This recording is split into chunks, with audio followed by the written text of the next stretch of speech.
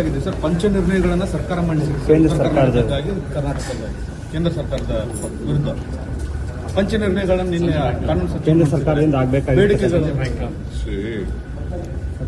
ಇವತ್ತು ಕೂಡ ಮುಖ್ಯಮಂತ್ರಿಗಳು ಅನೇಕ ವಿಚಾರಗಳನ್ನು ಮಾತಾಡ್ತಾರೆ.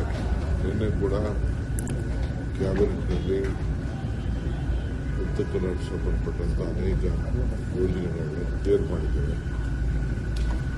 ಸೊ ಅಸೆಂಬ್ಲಿ ಇರೋದ್ರಿಂದ ನಾವು ಅದನ್ನು ಘೋಷಣೆ ಮಾಡೋಕ್ಕಾಗಲ್ಲ. ಅಸೆಂಬ್ಲಿಗೆ ಎಲ್ಲ ವಿಚಾರಗಳನ್ನು ಮಾಡಿದ್ದೇವೆ.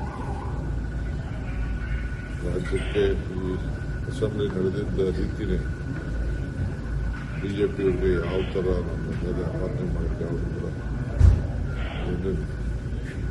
ಉತ್ತಮವಾದಂಥ ಆಡಳಿತವನ್ನು ಕೊಡ್ತಾ ಇದ್ದೀವಿ.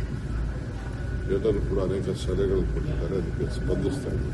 ಸರ್, ರಾತ್ರಿ ಡಿನ್ನರ್ ಮೀಟಿಂಗ್ ಆಗಿದೆ ಸರ್ ಜಾರಕಿಹೊಳಿ ಅವರ ಮನೆಯಲ್ಲಿ. ಮಾಡಿದ್ರೆ ಸಂತೋಷ.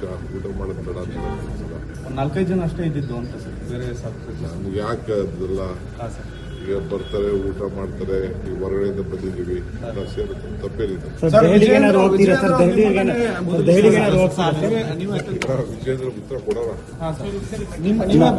ಮಾತಾಡೋದಕ್ಕೆ ಏನು ಯೋಗ್ಯತೆ ಇದೆ? ನನ್ನ ಬಗ್ಗೆ ನಾನು ಪಾರ್ಟಿಗೆ, ಕಾಂಗ್ರೆಸ್ ಪಾರ್ಟಿ ಇದರಿಂದ ATM ಅಂತ ಹೇಳಿದ್ದಾರೆ. ಅದು ಪ್ರೂವ್ ಮಾಡಬೇಕು.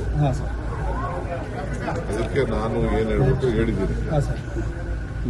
ಅವ್ರು ಯಾವ ಲೆಕ್ಕಾಚಾರದಲ್ಲಿ ATM ಇಲ್ಲಿಂದ ಎಲ್ಲ ದುಡ್ಡೆಲ್ಲ ದಿವಾಳಿ ಮಾಡಿ ಅಲ್ಲಿ ಕಳಿಸ್ತಾ ಇದೀವಿ ಹಿಂಗೆ ಹೇಳ್ತಾರೆ. ಅದು ಫಸ್ಟು ಟೈಮ್ ಬರ್ತದೆ, ಕಾಲ ಅದಕ್ಕೆ ಉತ್ತರ